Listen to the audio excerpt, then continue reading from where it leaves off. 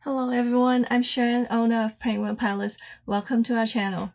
As you may know, this week we are launching our summer release, and today I'll be demoing with one of the 5 newest sets of 360 circular stencils from the release. This set is called the Gerbera Daisies. I'm really excited about this one because it gives you really impressive results with just the one stencil, so let's dive right in. I'm using a 6x6 cardstock here because I wanted you to see the full design. But of course, you don't have to use 6x6. You can choose whatever size you need. You can choose a bigger size and trim it down later, or start with the exact size that you need. It's up to you. I place my stencil with the alignment marker pointing at 12 o'clock. I'm using a bunch of Catherine Pooler inks for these florals. I chose one color for each group of petals, but if you have time, start with a lighter shade and then use a darker shade near the center, and you'll for sure get more depth.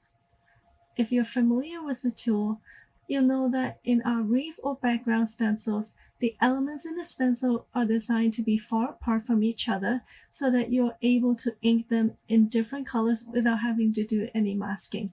And that is one of the benefits about the 360 stencils.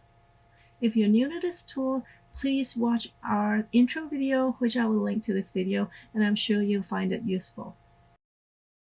I finished inking all the elements on the stencil, so before I rotate it, I'm going to put a pencil mark at the pinhole in the center.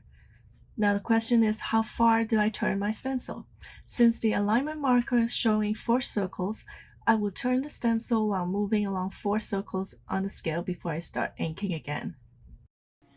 Now, after rotating the stencil, you should check to make sure you can still see your pencil mark at the center. That way, everything will line up perfectly and you will get great results. Note that only some of the more intricate designs will have this pinhole in the center for better alignment, while most of the 360 stencils will give you impressive results easily. And that is why I always stress that the stencil does not need to be a perfect fit to the guide ring.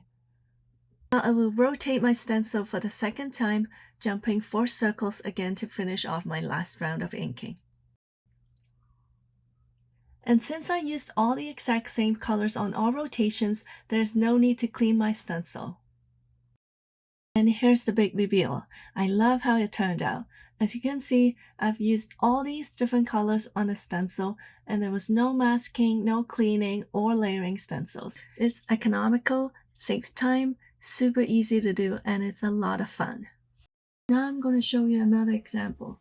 Off camera, I used the A2 size paper guide to center my cardstock, and this time I'll be using a more subtle color tone. For this card, I'm inking the same color for the entire stencil before rotating it. You can see that I'm keeping the stencil where it is when I'm wiping it off before I turn my stencil. Again, to complete this design, I only need to rotate my stencil twice. This time I think I even forgot to put the marking in the center, but there's nothing to worry about. It turned out just fine. Now look at the results. It does not get any easier than this to get a multi-color floral wreath. To finish off, I'll be using the new vintage frame stamp set. I heat embossed a different frame on each of my card. Then I blended some white pigment ink to the center just to create some highlights so that my stamped sentiment would stand out more. But make sure your pigment ink is completely dry before you stamp your sentiment. And here's a final look at the finished cards. This one I chose a gold embossing powder to complement the bright and vibrant ink colors, and I made it into a top fold card. For the other one, I chose a silver embossing powder to coordinate the much softer look. And I kept this one as a side fold. I hope you enjoyed this intro to the Gerbera Daisies Stencils 360. I can't wait to see your designs. Thank you so much for watching. I'll see you next time.